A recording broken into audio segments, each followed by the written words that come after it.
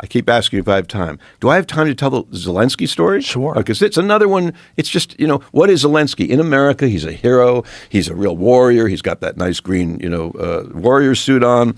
And here's the truth. And people know parts of this story, but they don't know it in its cleanest narrative. So he was a totally apolitical. He was an outsider to politics, zero experience or interest in government or politics. He was a comedian and with no manifesto, no party ties. And he does a TV show, a planned TV show called Servant of the People. And the main character in the show does a YouTube video that calls out oligarchs and corruption and eventually becomes popular and is drafted as a protest candidate and eventually becomes president. So Zelensky played on a TV show a person who becomes president by popular demand. In real life, the TV show is supported by an oligarch named Kolomoisky, who owned the TV channel. And Kolomoisky did a huge nonstop promo on that TV show to make it the #1 show. Primetime slots and ads everywhere and crossovers with the news and what have you. 2018, a year before the show goes off the air, Zelensky forms a political party called Servant of the People, the same title as the show. And in no press release, secretly done, and then he does another season of the show. And in April of 2019, he announces his actual candidacy on Instagram. He has no campaign, no rallies, no real platform. He skips the presidential debates. Others attended. He avoids press conferences, and the few that he did were in the beginning were really bad. And Kolomoisky's TV channel gave Zelensky's campaign endless airtime and favorable polls and went after his enemies.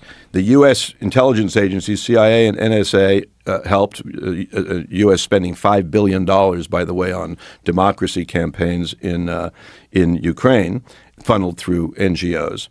And USAID embeds advisors in his organization to help with the campaign. I'm almost done. And on Election Day, Zelensky wins with 73% of the vote. And then the war happens with Russia, and he declares martial law, and he ends elections. There's supposed to be an election in 2024. That's what we get for our democracy money.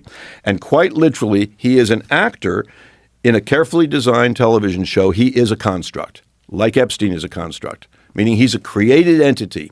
And it worked. That is Zelensky, the American hero. I guess his star is maybe fading a little bit now. I don't know. What do you think? Is he still wildly popular in America? Well, I think people are very disappointed by the fact that the wars continue to go on and the deaths, the amount of deaths. I mean, people are horrified by it.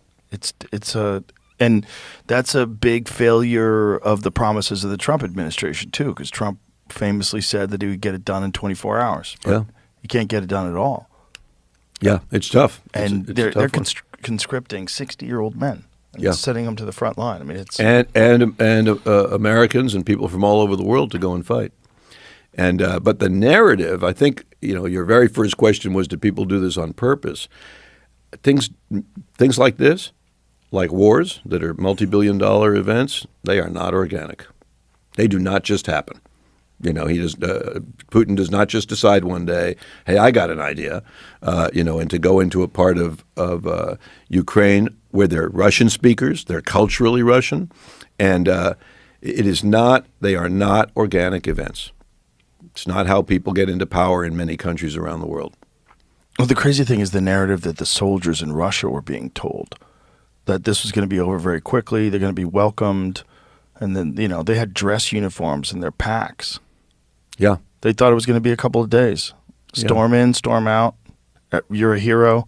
Yeah. We were told that in Iraq, that we will be welcomed in Iraq as soon as we get to Baghdad. So what do you think the Ukraine thing is really all about? Well, why limit it to Ukraine? Just talk about human war. I mean, what is human war always about? It's about primacy and control and wealth. And 1,000 years ago, there's about 1,000 what you would call government systems, right? There's warlords and there's shoguns in Japan and there's all these little entities. In our lifetime, it's down to 190. But is it really 190? It's more like 5, right? NATO, and China and the Soviet bloc when it existed and the oil-producing countries. In other words, it's getting to be whatever number you want to make it, but eventually it'll be two fuckers sitting in a room, and then they got to kill each other. Right.